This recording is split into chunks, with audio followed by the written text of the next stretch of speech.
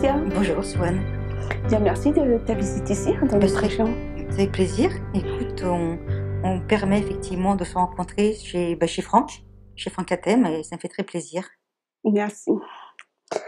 Bien, tu es passionnée par les sciences psychiques appliquées. Oui. Tu as également des facultés psychiques et spirituelles. Oui. Peut-être peux-tu déjà nous dire ce que c'est exactement, ce que c'est que les sciences psychiques appliquées. Oui. Disons que ce sont des sciences que j'applique.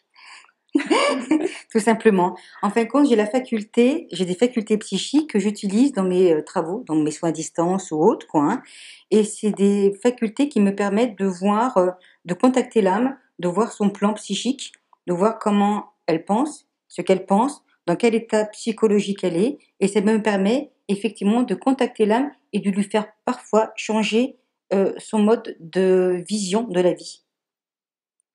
Un exemple, elle pense qu'elle est prisonnière d'un plan. En fin de compte, c'est faux, c'est que sa pensée la rend prisonnière.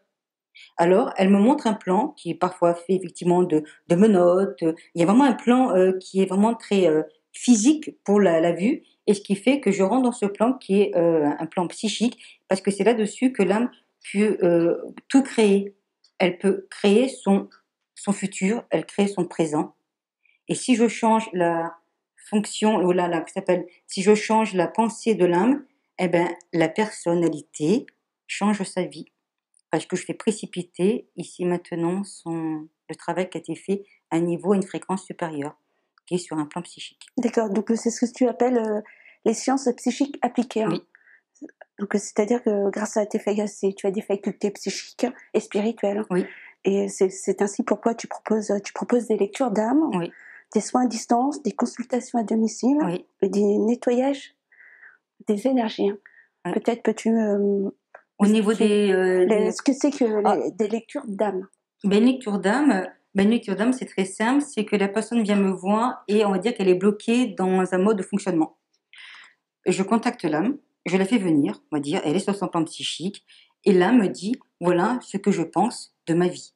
Du style, la personne voudrait être heureux dans la vie, mais l'âme le pense le contraire, et elle pense qu'elle n'y arrivera pas. Parce que dans son enfance, elle a vécu telle ou telle condition, et elle les maintient dans sa mémoire. Et ce qui fait que la personne, elle, qui vient me consulter, n'en a plus conscience parce qu'elle a mis au niveau de sa subconscience. D'accord ? Et comme c'est au niveau de sa subconscience, elle ne fait plus du tout référence. Elle va plus aller chercher dans sa mémoire ce qui se passe. Parce que c'est une programmation qui agit à son insu. Donc, ce qui fait que je contacte l'âme et je fais une lecture. Et dans cette lecture-là, je fais changer d'avis à l'âme. D'accord. En fait, tes lectures d'âme te permettent de savoir ce que tes consultants pensent et ressentent. Ce que tu ressens exactement et tu penses... c'est pas moi qui vais le sentir. Je sais ce qu'elle peut ressentir, D'accord. mais je sais vraiment son mode de fonctionnement, sa pensée initiale par rapport à un problème. Donc moi, je vois l'âme, elle me dit je suis prisonnière. Et je lui montre que c'est faux, qu'en fait, c'est elle qui s'est limitée, qui s'est mis des œillères dans sa vie. Après, elle va essayer de dire, non, de me prouver qu'elle a raison, elle, de rester sur son plan parce qu'elle a eu tel ou tel problème dans son enfance, papa, maman, etc., etc. Et je lui démontre qu'en fait, c'est qu'une mémoire qui agit toujours et c'est elle qui l'anime. D'accord ? D'accord. Et qu'est-ce que c'est que les soins à distance ? C'est pas à côté. Mais encore. Les soins à distance, c'est qu'il y a des personnes qui sont loin, qui sont à l'étranger et qui me demandent un travail. Ce qui fait que dans ces cas-là, il me suffit moi d'une photo, que je puisse me connecter à la personne et après je remonte au niveau de l'âme par rapport à ce support visuel. Et ce qui fait que la personne me contacte. Elle peut être, on va dire, à Tokyo, comme je disais tout à l'heure, est à Tokyo, on contacte par Skype et moi je fais travail à distance. Ce qui fait que la distance, elle n'existe pas en fait. Que je sois ici ou que je sois à Tokyo, c'est la même distance. Tu vois ? Et ce qui fait que je peux agir sur le corps psychique parce que la distance n'est qu'une idée, une vision. Elle n'existe pas, la distance. C'est nous qui la mettons. D'accord. Et tu proposes également des consultations à domicile ? Oui, j'ai un cabinet en Dordogne. Oui. Et si les gens n'aiment pas trop les soins à distance, alors ils viennent me voir au cabinet qui est à Plazac, D'accord. en Dordogne, actuellement. D'accord. C'est-à-dire, on peut venir dans ton cabinet, mais je crois savoir aussi que tu peux te déplacer chez les personnes aussi. Oui, si elles peuvent pas se déplacer, effectivement, si c'est pas trop loin, il y a, ouais, c'est assez aux alentours, quoi. Oui, bien sûr. D'accord. Et tu fais aussi également du nettoyage des énergies. Alors, ça, c'est aussi une autre partie. C'est la personne qui a parfois un petit peu trifouillé au niveau des entités, qui a fait un petit peu du Ouija, qui a fait de passeur d'âme. Et le de passeur d'âme, eh ben, l'âme, elle est restée. Donc, ce qui fait qu'elle s'est mis une fréquence négative sur elle. Voilà. Et la personne ne sait plus du tout comment s'en débarrasser. Voilà. Donc, je travaille là-dessus. Je travaille aussi sur des lieux qui peuvent être aussi, comme tout effet d'esprit, ben, le lieu, lui aussi, va être chargé de négativité. Donc, je travaille aussi à ce niveau-là. Mais c'est toujours psychique, en fait, hein. Voilà. Parce que c'est une vision qui a une fréquence différente que celle physique. L'âme quitte le corps tous les soirs quand elle se couche. Voilà.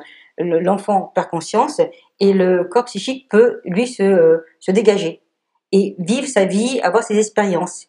Et ce qui fait que dans ce cas-là, effectivement, il y avait une entité qui l'empêchait, chaque fois que l'âme voulait sortir, hop, elle le ramenait dans son corps. Voilà.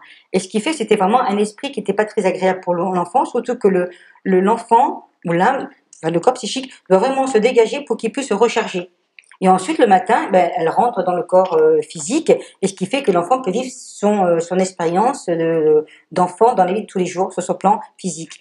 Donc là, effectivement, il y avait un déséquilibre aussi au niveau du plan psychique de l'enfant. L'enfant ne pouvait pas du tout être harmonieux, avoir une vie harmonieuse, et surtout se recharger. Ce qui fait que son enfant faisait que de pleurer, crier, et dormait très mal la nuit. Voilà. Donc j'ai dégagé cet être, donc cette fréquence négative, je l'ai fait partir, et de ce jour-là, effectivement, l'enfant a pu faire des nuits de sommeil tout à fait agréables. D'accord. Une question encore à ce sujet-là. Mais quel est l'intérêt de cette mauvaise entité, hein? Ça dépend, ça peut être un deal entre eux, ça peut être que l'enfant a une énergie que lui n'arrive pas, lui, à récupérer, il a trouvé que ça pour se recharger. C'est un peu comme des personnes qui vont te demander de l'aide parce que tu n'arrives pas à t'aider toute seule. Là, c'est pareil. Ça ne change pas au niveau du plan physique ou psychique. On a les mêmes problèmes sur Terre comme, on va dire, dans l'au-delà, ou sur notre plan de fréquence. D'accord. Donc en fait, grâce à toutes tes facultés, tu permets d'aider énormément de personnes. Donc tu précises particulièrement sur ton blog que j'ai vu, tu dis que tes facultés, ton don, tu le mets au service des gens bien. Oui. Alors, c'est quoi des gens bien? Voilà, excuse-moi, c'est quoi des gens bien? C'est des gens qui veulent vraiment sortir de leur mécanisme morbide, je dirais, qui veulent vraiment sortir de ce mécanisme qui les empêche d'être heureux ou d'atteindre le bonheur. Et ça, c'est des gens bien. Dans la mesure, ils font vraiment l'effort de s'en sortir. Bon, après, il y a des gens qui ne font pas du tout partie on va dire, de mon entourage, si c'est pour faire du mal à quelqu'un, je vais pas l'aider. Tu vois, voilà, je rentre pas du tout là-dedans. Voilà, des gens bien, c'est ça, c'est des gens qui veulent vraiment qui ont une envie d'être heureux et qui font tout pour être heureux. Je peux avoir des gens qui disent je veux bien m'en sortir, mais c'est pas vrai en fait, tu vois. Il y a ça aussi. Donc là, je peux pas rentrer là-dedans. Je vais perdre mon temps. Je préfère, dans ces cas-là, avoir vraiment une personne qui est motivée à trouver le bonheur dans leur monde. C'est ça, des gens bien.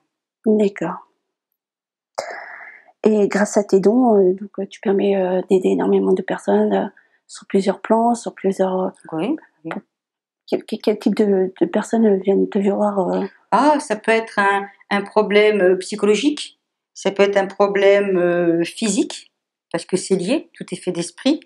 Ça peut être aussi un problème relationnel, ça peut être aussi, j'ai des personnes qui viennent me voir parce qu'ils ont une situation qui est bloquée, on va dire, j'en fais pas en généralité, j'en fais quelques-uns où ils ont un bien à vendre, ils n'y arrivent pas parce qu'ils ont créé des liens psychologiques avec le bien physique, du style un appartement ou autre, et ces liens-là, du style ils l'ont acheté quand ils étaient heureux, tout d'un coup il y a un divorce qui se passe, et ils s'attachent au bonheur qu'ils ont vécu. Donc il y a une mémoire à laquelle ils tiennent, de ce qui fait qu'ils ne pourront pas vendre l'appartement parce qu'ils tiennent à ce lien. On défait le lien et parfois il y a des miracles qui se passent, ça se vend au bout d'une semaine. Tu vois, voilà. D'accord. Puisque tu parles de mémoire, parce que j'entends beaucoup en ce moment, on parle beaucoup de mémoire. Mais qu'est-ce que c'est qu'exactement Des mémoires. Hein. Ben, la mémoire, elle n'existe que si tu y penses. La mémoire, c'est quoi? Ben, c'est un événement. C'est un événement que tu vas vivre. On va dire, tu t'es mariée, tu as été heureuse pendant un certain temps. C'est une mémoire. Et à chaque fois que quand tu es pas bien, ben, tu vas essayer de te remémorer, donc faire revenir le souvenir de cet espace-temps, quoi, et te replonger dedans. Mais la mémoire, elle n'existe pas, en fait. C'est faux. C'est toi qui la réactive à chaque fois que tu y penses. Un autre exemple, j'ai perdu un chat il y a quelque temps de ça, Oui, Bibi. Elle s'appelait Bibi. Et je sais très bien que si je rentrais dans l'événement de la perte de Bibi, ben, j'allais pleurer, etc., etc. Alors, ce que j'ai fait, le jour où tu as dû le lire sur mon blog, le jour où je suis rentrée, quand j'ai dû faire une euthanasie Bibi, quoi, hein, ou tu l'appelles Bibi, mais je sur le Shordi, voilà, Shordi. C'est ça voilà, exactement. c'est Shordi. Ce jour-là, on était plusieurs dans la maison. J'ai tout pris, toutes les affaires de Shordi, pour qu'il n'y ait plus de souvenirs, que mon regard ne pose pas un souvenir sur la petite litière, la petite gamelle. J'ai tout pris et j'ai tout distribué. Ce qui fait que c'est comme si Bibi n'avait pas existé. J'ai fait ça pourquoi? C'est pour pas rentrer dans le morbide, dans cette mémoire de la présence de Bibi ou de Shordi. Ce qui fait que c'est vrai qu'on en a discuté et on n'est pas rentré là-dedans. Il n'y a pas eu de pleurs, il n'y a pas eu de la pauvre. Surtout que j'ai cette faculté de pouvoir la connecter, de me connecter à elle après quelques jours. Ce qui fait qu'on l'a vécu vraiment en paix. Mais tout le monde l'a vécu en paix. On était 4 à la maison, on l'a vécu en paix. Et après, quelques jours après, je me suis connectée à Bibi. Et c'est là que j'ai pu, effectivement, on va dire, avoir cette émotion qui a duré, je sais pas, peut-être un quart d'heure. Mais moi, il me l'a fait, cette émotion. Et qu'elle dure pas dans le temps. Ce qui fait que maintenant, Sherdy, ben, elle peut effectivement venir chez nous sur le plan psychique et on peut la voir. D'accord. Donc, si j'ai bien compris, autrement dit, c'est que ça veut dire que la mémoire, lorsque tu as perdu ton chat, tu as voulu te débarrasser de tous ces objets qui t'attachaient à ce chat, Oui. et de façon à libérer son esprit et son âme, parce que sinon tu serais figé. Et c'est c'est ce que tu appelles la mémoire, c'est figé, Oui. la figer et la faire revivre tout le temps la même chose. Voilà. Voilà. Elle est figée parce qu'on y pense. Tu as vécu un événement dans ton enfance, il est passé, il n'existe plus en fait. Mais c'est toi qui penses et tu le réanimes, donc tu le remets devant le plan de ta conscience. Alors tu dis, oh, je suis malheureuse. Non, s'il suffit pas y penser, de ne pas la faire revenir. Si tu la fais revenir, effectivement, tu vas te replonger dedans avec toute la souffrance que tu as vécue. Et on a beaucoup plus de facilité, l'être humain, à récupérer une énergie plutôt négative que positive. Il est rare qu'on récupère une énergie pour dire, oh, j'étais heureuse. Ça dure que très peu de temps, tu vois. Comme si le bonheur n'avait pas cette force pour l'être humain. Mais par contre, tout ce qui est destruction, négativité, puis on n'a qu'à le voir sur les réseaux sociaux, on aime bien tout ce qui est destruction, négativité, etc. On se plonge là-dedans. Par contre, après, c'est très difficile de remonter en fréquence. C'est pour ça qu'il ne faut pas, à mon avis, trop se pencher là-dessus, parce qu'après, on a beaucoup de mal à récupérer sa propre énergie et puis à monter. D'accord. Puisque tu parles de ton Shadi, c'est ton chat, et lorsque tu parles des animaux, tu parles beaucoup de Deva. Ah, les Devas. C'est quoi les Devas? Les Devas, c'est un petit dieu. L'animal en lui-même, il n'existe pas, en fait, quand il y a un petit corps et tout, mais il est animé par un Deva qui est comme un dieu. C'est un dieu, un Deva, en fait. Hein. Et c'est par lui, lorsque je dois soigner un animal qui est malade ou qui n'est pas bien dans une situation psychologique, parce que ça arrive, parce qu'il est entouré d'êtres humains, alors c'est avec le Deva que je vais discuter. Et c'est le Deva qui va débloquer tous les liens qui nuisent à l'animal. Un exemple, dernièrement on a pris un petit chaton, on est assez fan de chats, c'est ce qui est, et il s'appelle Karma. Et Karma, il avait un problème, il a eu un petit coup au niveau de la bosse du bison, c'est un petit os qui est là, quoi. Il est arrivé, il planait. Enfin il planait, il avait les pattes comme ça. Et ce qui fait qu'il avait des problèmes au niveau de l'intestin. Et j'ai vu aussi qu'il avait un problème au niveau de la distribution des énergies, au niveau des 2 pattes. J'ai fait appel au Deva, donc à ce Dieu qui l'anime, tout simplement, et je lui ai demandé qu'il débloque. Moi, je fais ma partie en tant qu'être humain parce que nous en sommes responsables dans la mesure où c'est à cause de nous qu'il est dans cet état, et le Deva fait le reste. Et après, les énergies sont passées, il a pu après retrouver un équilibre énergétique. D'accord. Donc Deva, c'est propre aux animaux, c'est que Oui. pour les animaux, mais pas pour les êtres humains. Non, c'est que les animaux, pardon. Oui. D'accord, d'accord. Nous, on a des soies. On a, euh, on a autre chose, on a une énergie divine qui est différente. Eux, c'est vraiment, les dévas, c'est quoi? Ce sont des dieux qui n'ont pas forcément créé de plan mental.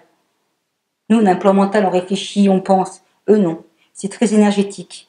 Et quand on discute avec les dévas, c'est uniquement par image. On parle pas, on discute pas avec eux. Ce sont des images qui fait qu'après, on traduit l'image. D'accord. D'accord. Très bien. Et puisque tu parles d'énergie, hein, tu évoques beaucoup sur ton blog les champs énergétiques et informationnels. Peux-tu développer, nous en Ouais. dire davantage? Oui, dans le champ énergétique, tu n'as pas que de l'énergie, tu as des informations. C'est comme dans l'eau, tu n'as pas que de l'eau, tu as des éléments minéraux, on va dire. Et dans le champ énergétique, c'est pareil, tu as beaucoup d'informations qui est liée avec de l'énergie. Et ce qui fait qu'une information sans énergie, donc sans eau, ne vaut rien. Donc ici, là, tu es entouré d'informations. Et pour que ces informations t'arrivent à toi, effectivement, qu'elles soient animées, il faut de la force vitale. Qu'elles soient animées. Donc autour de toi, tu as plein d'informations en fait. D'accord. Et c'est comme ça que tu les captes, les informations. Tu dis également que nous sommes entourés par une double énergie, pardon. Une double énergie. Donc en fait, c'est ça, quoi. C'est l'énergie plus informationnelle. C'est ça. D'accord. D'accord. J'ai vu également que dans ta rubrique des soins à distance, Oui. tu rapportes ce que disent les physiciens quantiques. Oui. Donc est-ce que tu pourrais nous dire ces 5... parce que j'en ai relevé, tu dis que les physiciens quantiques disent que la matière n'est pas tangible, l'univers contient de force, il existe une trame, etc., etc., etc.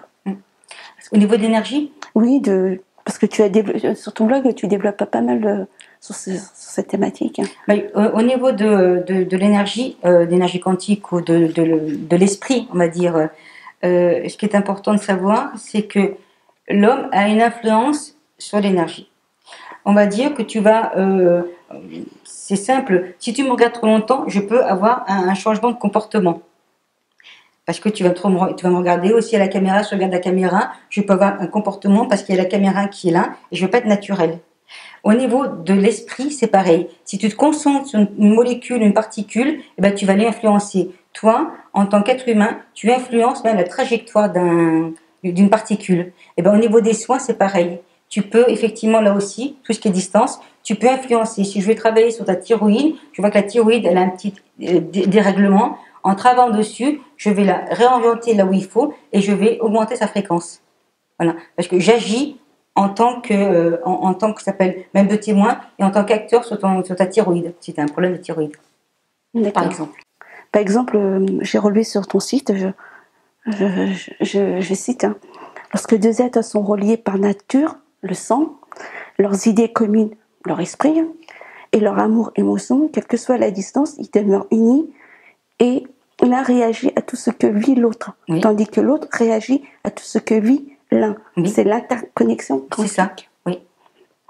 Et tu développes là-dessus également, tu dis que si nous pensons à une personne ou si nous ressentons quelque chose pour elle, nous serons reliés à elle. Oui, parce que nous créons des liens énergétiques. Si je pense à mon chéri, effectivement, lui aussi va, parce que nous sommes liés, va le sentir. Ou dire, tiens, j'ai pensé à toi, toi aussi. Parce qu'il n'y a pas de frontières, ça n'existe pas les frontières. Mais c'est comme s'il était là à côté de moi et que je discutais avec lui. C'est nous qui croyons qu'il y a une distance. Ça n'existe pas la distance. C'est nous qui croyons qu'en fin de compte, on va dire s'il est, je sais pas, en Allemagne, moi je suis en France. Si je pense qu'il est loin, effectivement, ou je pense que c'est difficile de me connecter à lui, alors effectivement, c'est moi qui vais créer la difficulté ou voire l'impossibilité de communiquer avec lui. Mais si je me dis qu'il est là, en fin de compte, ça veut dire que comme il y a déjà un lien, la discussion va se faire très rapidement. Il y aura une interconnexion. D'accord, ça me fait rappeler souvent que ça nous arrive souvent. Par exemple, on va penser à quelqu'un et pour des raisons, on ne sait pas pourquoi, la personne elle va nous appeler, on va recevoir un courrier, on va la rencontrer. En fait, c'est ça quoi. Donc tu fais allusion. Oui, parce que en fin de compte, on est tous connectés. Toi, tu es un poste récepteur-émetteur. Ce jour-là, tu vas être un poste récepteur, lui va penser à toi, il va envoyer une information et tu vas la capter parce que ton esprit est libre. Mais si ton esprit est encombré et que tu penses à beaucoup de choses, l'information va toujours arriver, mais c'est toi qui ne vas pas la capter. Parce que ta fréquence au niveau de ton poste radio ne sera pas du tout bien coordonnée. Donc on pourrait capter beaucoup plus de choses, mais c'est nous qui avons un esprit très chargé. Par contre, on écoute plein de radios dans la tête, mais pas celles qu'il faut. Parce qu'il y a beaucoup de bruit. Krishnamurti, ouais. Krishnamurti, pardon. Ouais. Son livre qui s'intitule Le livre de la méditation et de la vie. Donc ma première question, c'est pourquoi cet auteur? J'adore. Et pourquoi cet ouvrage-là? Parce qu'il en a écrit plusieurs. Parce que ça s'appelle de la méditation. Alors, si je mets un titre de Mère, Aurobindo ou Satprem que tu vois sur mon blog ou Krishnamurti, c'est que j'apprécie ces êtres. Voilà. Et pourquoi la méditation? Parce que les gens ont beaucoup trop tendance à partir à droite à gauche et ne pas faire, non pas silence, mais écouter ce qu'ils disent à l'intérieur. Et n'écouter, au lieu d'écouter plein de voix, n'en écouter qu'une seule. Alors, c'est pour ça que la méditation, les gens ont tendance à croire qu'ils n'ont pas le temps d'eux. Mais la méditation, il suffit de 10 minutes et on est en méditation. Et ça recharge les batteries. Oui. D'accord. Et j'aimerais savoir quelle est ta formation à la base? Oui. Dans ce domaine-là? Dans ta formation, toutes ces choses qui t'ont amené à... Quelle est... c'est vieux alors. Ce fut... Alors, à ce niveau-là, les premières... les premiers éveils, entre guillemets, mais je n'appelle pas ça trop un éveil, mais intérêt, c'est lorsque j'ai lu le livre de L'homme ne rend pas. D'accord. Tu connais? Oui. Voilà. Et quand l'homme ne rend pas, dans certains livres, je crois que c'est Les secrets de l'orage, mais je ne me rappelle plus trop, ou Le troisième œil, oui, c'est ça. Il te dit regardez votre main, l'aura, etc., etc. Donc, effectivement, moi, je suis un peu gamine, je regarde, et puis je suis assez naturelle à ce niveau-là, donc s'il l'a vu, je peux le voir moi aussi. Voilà, je ne mets pas de barrière, je n'en ai jamais mis. Et ce qui fait, je dis, oui, c'est sympa, on voit bien l'aura. Après, si vous faites ceci, vous faites cela, vous pouvez voir ceci ou cela. Ah oui, effectivement. Et ce qui fait que je me suis pris d'intérêt, non pas pour les études de l'option ne rend pas, mais de tout ce que je pouvais découvrir sur moi. Et dès que j'ai commencé à découvrir qu'on pouvait découvrir des choses sur soi au niveau psychique, j'ai pu lâcher le morceau. Donc c'est fait l'option ne rend pas, ce fut des maîtres comme Mère aussi, de Sri Aurobindo, ce fut aussi un des travaux qu'on a fait avec mon mari actuel, c'est monsieur Serge Bassino, oui. que tu vas interviewer tout à l'heure. Oui. Et on a effectivement qui s'appelle contacter des êtres nous ont contactés, et ça a permis aussi de mettre en place ce qu'on appelle la psychologie ésotérique. Mais je crois qu'il t'en parlera beaucoup mieux que moi. Oui. Voilà. Il y a tout ça, et surtout sur le comportement de notre esprit, comment nous nous comportons et comment nous pensons. Ça, c'est les premières choses. Après, effectivement, qu'est-ce qui s'est passé? J'ai lu, comme tout le monde, je me suis connectée, et des livres, grâce à certains livres, ça m'a permis, moi, de mieux me connaître. Parce qu'il faut bien partir sur une base. On n'arrive pas comme ça, je veux dire. Ou sinon, vraiment, c'est que si on arrive comme ça, ou qu'on a des accidents pour avoir une certaine, qui s'appelle expérience, c'est qu'on est parfois un petit peu dur d'oreille. Voilà. Et parfois, il vaut mieux aller au-devant de l'expérience avant que l'expérience ne secoue un petit peu. Voilà. Ce qui fait, ce fut l'option de grand pas les premiers. Et après, vraiment un travail que j'ai fait sur moi, où j'ai travaillé sur mon plan psychique. J'ai découvert que je pouvais y aller. De mes expériences physiques, je les emmenais sur mon plan psychique. Et je voyais si c'est la personne qui vraiment avait une influence sur moi, ou si moi qui croyais qu'elle avait une influence sur moi. Et je me suis rendu compte que c'est moi qui lui disais, toi, tu as une influence ou pas. Là, après, c'est là que j'ai changé. Et je lui ai dit, en fin de compte, le pouvoir n'est jamais à l'extérieur, mais il est à l'intérieur. Tu comprends? D'accord. Donc, en fait, c'est en lisant ces auteurs, tout ça, tu t'es intéressé à l'ésotérisme, à toutes ces choses, spiritualité. Et c'est ainsi aussi que tu as développé tes facultés psychiques. Voilà. Et spirituelles. Parce que nous avons travaillé aussi avec Serge. On a beaucoup travaillé ensemble. Et c'est là qu'effectivement, je vous dirais que je travaillais tous les jours. Tous les jours sur moi, je travaillais. Et c'est là que j'ai commencé à découvrir de plus en plus de choses sur moi, sur la vie et ce qu'est la vie.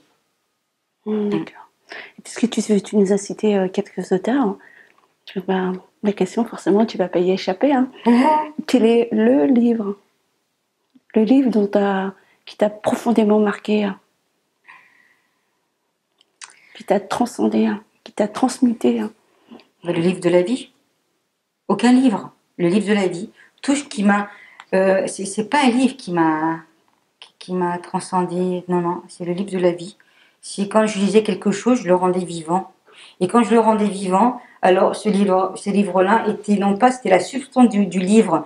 Si mère écrivait quelque chose, que je le lisais et que je méditais dessus, et tout d'un coup, je rendais cette écriture ou cet écrit vivant, alors c'est ça qui était le livre de la vie.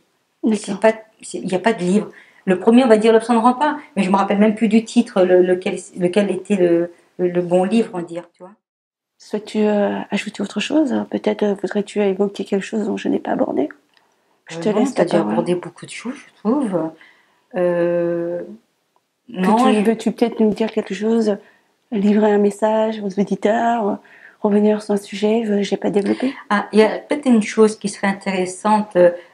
J'ai une profonde, un profond intérêt pour tout pour les animaux, on va dire. L'être humain, oui, mais surtout pour les animaux. Pourquoi? Parce qu'en fin de compte, ils sont dirigés par l'homme. Ils sont pas rois sur terre. Hein. C'est l'homme qui est roi sur terre. Donc, ce qui fait que c'est à nous d'en prendre soin. L'animal, c'est quoi? C'est avant tout notre propre sensibilité. Donc, ce qui fait que plus on prendra soin de l'animal, plus on prendra soin de notre propre sensibilité parce qu'elle est liée. Voilà. Si on veut savoir comment se passe ou comment se trouve notre plan astral, notre plan émotif, alors on va voir les animaux, on va voir comment on se comporte et on va voir comment on se comporte avec soi-même. Voilà. Après, on en fait la conclusion qu'on doit se faire et soit on change pas. Voilà. Mais par contre, les animaux, je veux dire, à ce niveau-là, je veux dire, on a un devoir, entre guillemets, de s'en occuper, d'en prendre soin, parce que c'est par le plan astral, plus on va le rendre lumineux, notre plan astral, plus on va avoir accès à d'autres connaissances. Moins il y a de lumière, moins on a accès à certains plans mentaux. Voilà, donc moins de connaissances. Donc moins de conscience de ce qu'on est. D'accord. Bien. Ça va? Oui. Attends, encore une dernière chose, parce que j'ai oublié une chose. Tu dis également dans ton blog, je te cite, tu dis que la plupart des maladies nerveuses ou même mentales ont pour origine un déséquilibre énergétique dans le corps psychique.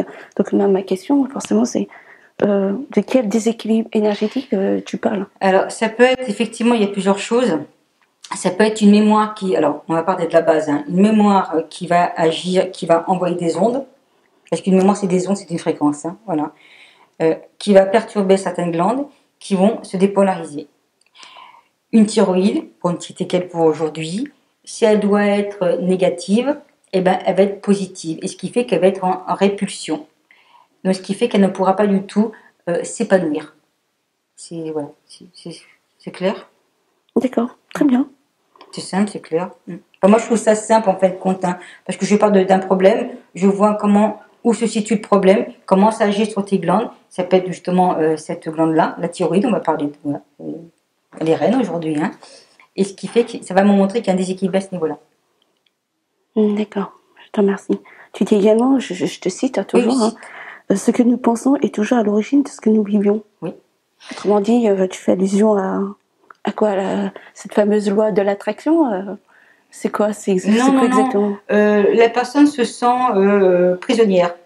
Je regarde l'âme et l'âme me montre, mais c'est vrai, je veux dire, c'est parfois c'est un film, l'âme, elle aime bien tout ce qui est théâtral. Hein. Elle me montre les menottes. Ah, je dis, c'est normal que tu sois prisonnière, toi, la personnalité, parce que l'âme, c'est ce qu'elle pense. Elle pense qu'elle est prisonnière, qu'elle ne peut pas s'exprimer, qu'on l'a empêchée de s'exprimer dans la vie, d'agir dans la vie, que tout ce qu'elle faisait, c'était pas bien, ce qui fait que l'âme me montre, voilà ce que je pense, et la personnalité me dit, voilà ce que je vis. Donc oui, c'est lié. Il suffit de dire à l'âme, c'est du passé, ça n'existe plus, d'enlever les liens, et la personne, effectivement, n'a plus de menottes, donc ce qui fait qu'elle a le sentiment qu'elle peut agir après dans la vie. Parce que là, c'est parti. Sur le plan psychique. C'est simple, hein? D'accord. Très bien. Ah oui, donc mon blog c'est Fréquence Soin et l'adresse c'est www.thebefore.fr/fréquence-soin. Voilà, je te remercie beaucoup. Merci à beaucoup, toi, Swan. Laetitia Beretti. Voilà. Merci beaucoup. Merci.